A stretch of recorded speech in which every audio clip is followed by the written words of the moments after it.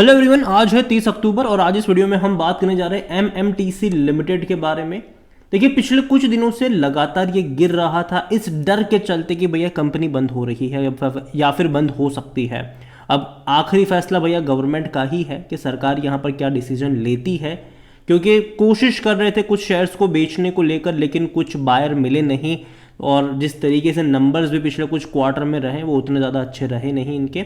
बातचीत करेंगे भैया, 5% की तेज़ी पकड़ ली है इसने आज, तो क्या सिनारियो है। और जो तेज़ी आई है वो बस एक शॉर्ट टर्म की तेज़ी है, उसके बारे में बातचीत भी करेंगे। खबरें क्या चल रही है इस कंपनी को लेकर वो भी हम यहाँ पर डिस्कस करेंगे। लेकिन उससे पहले अगर आपने अभी तक चैनल को सब्सक्राइब नहीं किया तो प्लीज़ अभी इसे सब्सक्राइब ज़रूर कर लीजिएगा। तो भैया 5% की तेज़ी है, पिछले एक महीने में देखो तो 8% डाउन है। पहले एक बड़ी रफ्तार आई थी, बहुत बड़ी तेज़ी थी, 56 रुपीज़ से भाग कर ये 90 तक चला गया, लेकिन उसके बाद देखो तो हर रोज़ गिरा है ये। आज इसने अटेम्प्ट करा है तेज़ी दिखाने का, अटेम्प्ट करा है, पहला अटेम्प्ट है ये इसका, ठीक है। और जनरली पहला अटेम्प्ट मैं कभी भी ट्रस्ट नहीं करता हूँ, खास करके उस दौरान जब कंपनी दिक्कत में आती है, तब मैं ट्रस्ट कभी नहीं करता हूँ पहले अटेम्प्ट का। और यहाँ पर ये पहला अटेम्प्ट आज इसने किया ज़रूर है, लेकिन इस तेज़ी को देखकर अगर आप इन्वेस्टमेंट करने लग जाते हो तो भैया ये आपकी गलती है, ठीक है। ये मेरा मानना है, ठीक है, कि ये गलती है। यहाँ पर पिछले एक साल का अगर हम ग्राफ देखें तो 58% का ग्रोथ है। देखो कुछ टाइम पहले ये 30 रुपये की रेंज में था, बड़ी तेज़ी आई थी, ये 68 तक गया, वापस थोड़ा सा करेक्शन बना, बाद में तो भैया रॉकेट की तरह उछला, बहुत बड़ी तेज़ी दिखा दी। अब उतनी ही बड़ी तेज़ी से गिरावट आई है और डेफिनेटली थोड़ा सा और फर्दर डिक्लाइन एक्सपेक्टेड रहेगा यहाँ पर आने वाले टाइम में। एकदम से रिकवर नहीं करने वाला है ये। यहाँ पर अगर आप मैक्सिमम ग्राफ भी देखोगे तो 95% का डिक्लाइन है। और अटेम्प्ट इस बार काफ़ी अच्छा था और गवर्नमेंट ने भी देखा कि भैया इतनी अच्छी तेज़ी दिखाने की कोशिश कर रहा है, बड़े लंबे अरसे बाद तेज़ी आई थी, ठीक है, बड़े लंबे अरसे बाद। 2013 के बाद पहली बार ऐसा हुआ था कि जब ये शेयर आपको इस लेवल पे नज़र आया था। तो गवर्नमेंट ने भी सोचा कि चलो भैया, जो अभी हम बहुत सारी कंपनी में अपना स्टेक बेच ही रहे हैं, कुछ क्वांटिटी बेच ही रहे हैं, तो यहाँ पर भी कोशिश करते हैं। और कोशिश करी उन्होंने, लेकिन कोई खरीदारी के लिए तैयार नहीं हुआ। और इसको लेकर अभी बाद में खबरें ऐसी उड़ना शुरू हो गई कि क्या गवर्नमेंट इन कंपनियों को बंद कर देगी, जो कंपनियों में अच्छा खासा इनको नहीं मिल रहा है, इन्वेस्टर का इंटरेस्ट नहीं आ रहा है। और इसके चलते इसके अलावा भी कुछ और कंपनी थी जहां पर करेक्शंस आए ज़रूर थे, हालांकि वो भागना शुरू कर रहे हैं, ठीक है, वो भागना शुरू कर रहे हैं। दिक्कत वहाँ पर भी है यहाँ। और अगर एमएमटीसी को लेकर देखा जाए तो देखो कंपनी जो है ना, इसका जो मार्केट कैप है वो 8,000 करोड़ के आसपास का मार्केट कैप है और काफ़ी सस्ते वैल्यूएशन के ऊपर अभी ये पहुंच चुकी है, काफ़ी सस्ते वैल्यूएशन के ऊपर। लेकिन हाँ, अगेन मैं कहूँगा कि वैल्यूएशन का मतलब ये नहीं कि आप खरीदारी करने लग जाओ यहाँ पर सस्ता वैल्यूएशन मिल जाए तो। अगर कंपनी दिक्कतों में है तो भैया उस टाइम पर एटलीस्ट दूर बैठ के तमाशा देखने में ही समझदारी होती है। यहाँ पर नेगेटिव चीज़ें बहुत सारी है कि करंट असेट करंट लाइबिलिटीज़ के मुकाबले भी कम है, आरओई भी 3 साल का इनका नेगेटिव में रहा है और इनके जो प्रॉफिट मार्जिन है वो भी काफ़ी ख़राब अभी लग रहे हैं। और अगर हम बात करने जाए तो आप खुद देखिए कि जो कंपनी 2,000 करोड़ से भी ज़्यादा का रेवेन्यू कर रही थी पिछले साल तक, मार्च 2022 तक, ठीक है, उनका रेवेन्यू घट के 200 करोड़ पर आ गया। और अभी सितंबर क्वार्टर के नंबर आने वाले हैं, तो पहली चीज़ तो मैं ये कहूँगा कि जब तक सितंबर क्वार्टर के नंबर नहीं आ जाते तब तक तो एटलीस्ट दूरी बनाए रखनी चाहिए इससे। देखो इस बीच ना आपको अप्स एंड डाउन्स डेफिनेटली यहाँ पर देखने को मिलेंगे, डेफिनेटली देखने को मिलेंगे।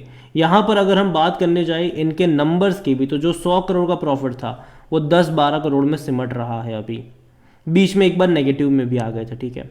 तो सितंबर क्वार्टर के नंबर बहुत ज़्यादा अहम हो जाते हैं इस सारी चीज़ों के दौरान कि वो नंबर्स कितने अच्छे आते हैं फिर कितने बुरे आते हैं। और जब तक वो नहीं आ जाते तब तक मैं यही कहूँगा कि दूर बैठो तमाशा देखो। यहाँ पर अगर आप देखो तो बहुत बड़ी क्वांटिटी में यहाँ पर प्रमोटर है, प्रमोटर मतलब गवर्नमेंट है, 89.93% की होल्डिंग है उनके पास, एक भी शेयर गिरवी नहीं है। और अभी अगर आप देखो तो गवर्नमेंट बहुत सारी कंपनियां जिसमें अपनी होल्डिंग 80% से ज़्यादा की होती है, तो गवर्नमेंट अपना स्टेक बेच रहा है वहाँ पर और पैसा इकट्ठा कर रहा है, ठीक है। कई सारी रेलवे की कंपनियों में शेयर बेचे गए, डिफेंस की कंपनियों में शेयर बेचे गए, अच्छा खासा रिस्पांस मिला, उसके बाद भी शेयर में अच्छी खासी तेज़ी दिखाई, ठीक है। लेकिन यहाँ पर खरीदारी करने के लिए किसी ने इंटरेस्ट नहीं दिखाया और ये एक सबसे बड़ा नेगेटिव पॉइंट रहा इनके लिए कि भैया इंटरेस्ट ही नहीं दिखा। और बाद में खबरें आना शुरू हो गई कि क्या अभी गवर्नमेंट जो है वो मीटिंग कर रही है कि इन कंपनियों का क्या करा जाए, ठीक है, क्या करा जाए, बंद करा जाए, क्या करा जाए, मर्ज करा जाए, क्या करा जाए, इसके ऊपर गवर्नमेंट अभी एक मीटिंग भी कर रही है। और देखो पहली चीज़ तो कि मुझे नहीं लगता कि गवर्नमेंट जो है वो लोगों को मतलब निराश करेगी। मैं ये मान के चल रहा हूँ कि शायद ऐसा हो सकता है कि गवर्नमेंट इसको चलाने की कोशिश करे और बाद में धीरे धीरे किसी के साथ मर्ज वर्ज वगैरह कर दे, लेकिन चांसेस उसके कम है। और ऑलरेडी बहुत बड़ी तेज़ी आ चुकी है। बहुत सारे पब्लिक यहाँ पर देखो तो गवर्नमेंट के बाद पब्लिक ही है 7.53% की होल्डिंग लेकर बैठे हैं यहाँ पर। एफआईएस के पास सिर्फ 0.02% की होल्डिंग है, म्यूचुअल फंड के पास भी सिर्फ 0.02% की होल्डिंग है, इंश्योरेंस वाले 2.50% की होल्डिंग लेकर बैठे हैं, जिनमें से एलआईसी भी होगा यहाँ पर, ऐसा मैं मान के चल रहा हूँ, ज्यूम कर रहा हूँ। तो ज़्यादातर क्वांटिटी जो है वो 3 ही लोगों में है, प्रमोटर बहुत बड़ी क्वांटिटी, उसके बाद पब्लिक और इंश्योरेंस वाले हैं यहाँ पर।